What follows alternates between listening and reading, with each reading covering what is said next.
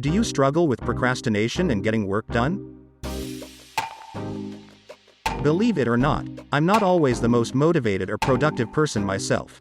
Most of the time, I just want to sit down, relax and watch Netflix or YouTube. Every day is a battle and the biggest obstacle I face is myself. The biggest key to my success is the ability to show up even on my worst days. Regardless if I feel like crap mentally, wake up tired, or just not in the mood, I still show up.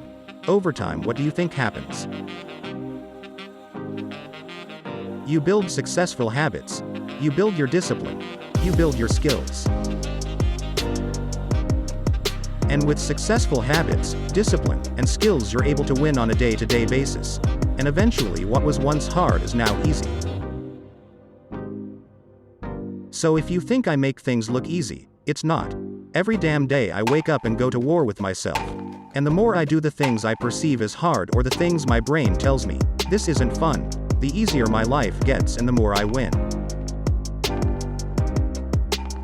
So if you struggle with getting the work done, that means you're normal.